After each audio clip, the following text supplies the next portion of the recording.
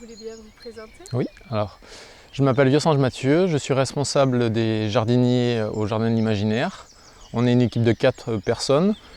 Donc voilà, moi je suis attitré sur les Jardins de l'Imaginaire à l'année. Et du coup, on a 13 tableaux à l'intérieur de ce jardin.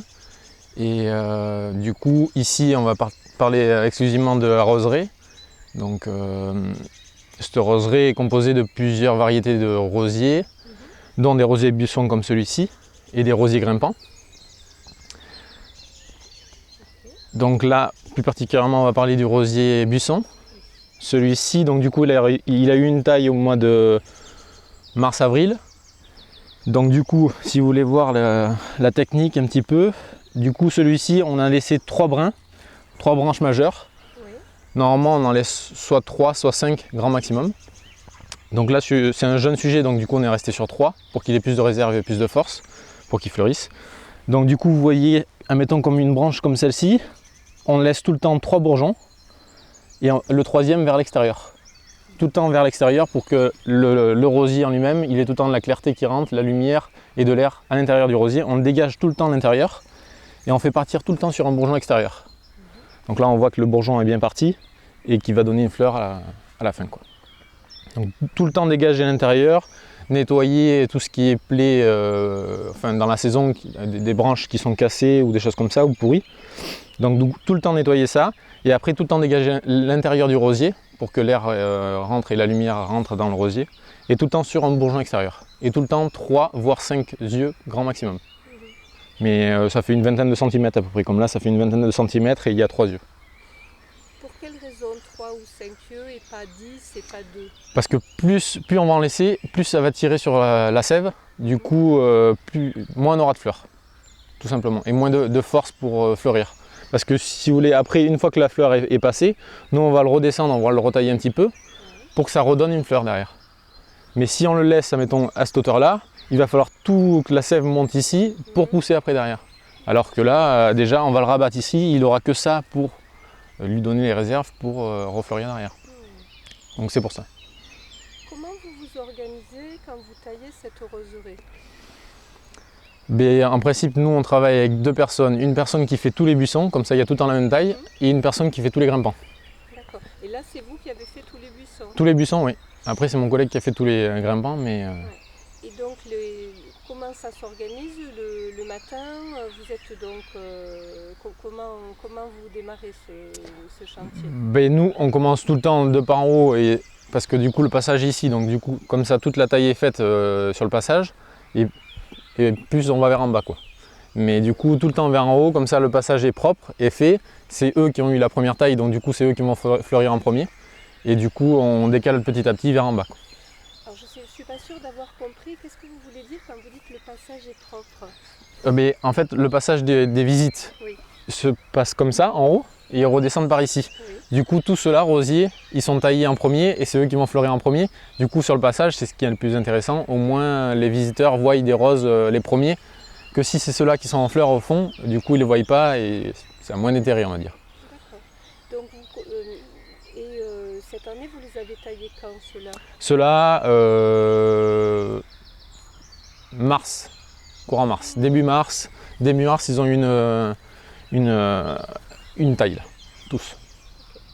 Et vous aviez fait quelque chose avant, en fin d'hiver ou en début d'hiver? Alors des fois on fait un défleurissement, mais surtout sur les grimpants, parce que du coup ils s'écartent un petit peu.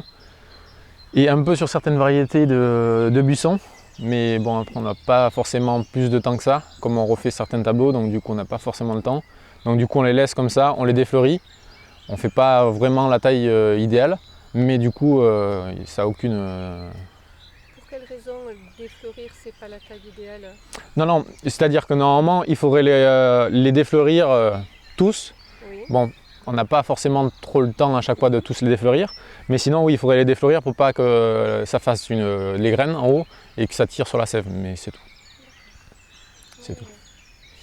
Qu'est-ce que c'est comme rosier, ces buissons ici? Ça c'est un White Queen Elizabeth, donc ça c'est une floraison blanc crème un petit peu. Oui. Très vigoureux, qui remonte bien. Donc là, ici, c'est que des rosiers remontants. Donc du coup, une fois que la floraison est faite, on les repince, on les retaille un petit peu et ils refleurissent derrière. que vous pouvez dire de cette roseraie, si vous deviez la présenter? Qu'est-ce que vous dites ce tableau, c'est ça? Oui, ça c'est un tableau, ouais. Du jardin Ouais. de l'imaginaire. Ouais. Oui, en tout, il y a 1000 rosiers à peu près, dont 300 grimpants. Et du coup, il y a beaucoup de variétés, énormément de variétés. On est sur un port laxa parce que du coup, le porte-greffe, c'est laxa en fait. C'est un porte-greffe exprès pour terre calcaire. Du coup, après, on est moins sensible à tout ce qui est... on avait un problème au niveau du système racinaire, donc déjà avec ce porte-greffe, on est moins embêté, on va dire. Et sinon, après, rien de particulier. On a plusieurs floraisons, plusieurs couleurs de floraison, du blanc, du rose, du orange, du rouge foncé, enfin, une grande quantité de fleurs. Beaucoup de rosiers remontants, qui sont pas trop sensibles à la maladie. On essaie de garder des variétés qui sont assez solides quand même. Sinon, voilà, vraiment très intéressante au niveau de toutes ces variétés, quoi. Oui, oui. C'est agréable à travailler, quoi. Par rapport à la taille des rosiers, comment on dit Buissons. Buissons, oui. C'est quoi les erreurs qu'on fait au début, quand on est débutant et qu'on ne fait plus avec l'expérience? Souvent, ça arrive encore avec certaines personnes, souvent on a tendance à les laisser trop haut déjà. Alors voilà, comme je vous ai dit tout à l'heure, laisser trop haut, ça pompe un petit peu l'énergie, donc du coup il y a moins de fleurs. On va en avoir, c'est sûr, hein. Même un débutant va avoir des fleurs, c'est sûr, mais du coup on aura moins de fleurs. Et après aussi la mauvaise orientation. Admettons comme celui-ci, si j'aurais taillé ici, Oui. du coup... T'as bien regardé, ouais. ouais, celui-là. Du coup, si admettons je l'aurais taillé pas sur un bourgeon extérieur mais sur un bourgeon qui part vers l'intérieur, Oui. du coup ça cache la lumière, tout ce qu'il faut pour le rosier, quoi. La lumière et l'air, du coup c'est pas bon pour le rosier. Et du coup après ça fait ça. Ça empêche que le rosier soit dégagé de l'intérieur, donc du coup moins de possibilité d'avoir un bon rosier, quoi.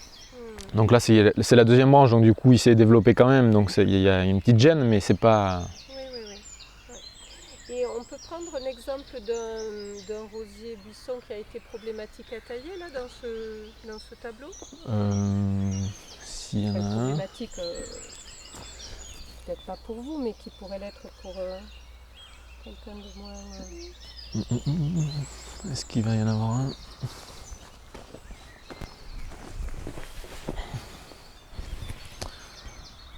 Ben, comme celui-ci, admettons. Oui. Celui-ci, je ne sais pas si vous allez le voir. Celui-ci, du coup, à l'intérieur, il y avait plusieurs démarrages. Donc du coup, nous, ce qui était un peu embêtant, c'est qu'on n'avait pas beaucoup de branches sur les extérieurs. Donc du coup, on a été obligé d'en garder quand même à l'intérieur. Comme celle-ci, on l'a laissée. Du coup, pour donner du volume au rosier. On aurait pu la supprimer, mais du coup on n'avait pas beaucoup de quantité de branches. Du coup après on n'a pas beaucoup de fleurs, donc là l'intérêt c'est qu'il y ait pas mal de fleurs. Donc on conserve quand même des branches à l'intérieur pour donner un peu de volume et de la floraison.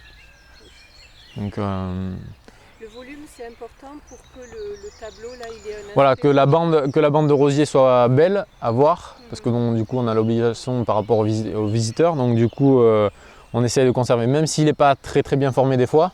On essaye d'avoir un rosier qui soit propre, sain et qui puisse donner du volume et de la floraison toute l'année, quoi. Oui. Enfin, bon, toute la saison, du coup. Merci. Ouais. Est-ce que vous acceptez de... Attendez, Ouais.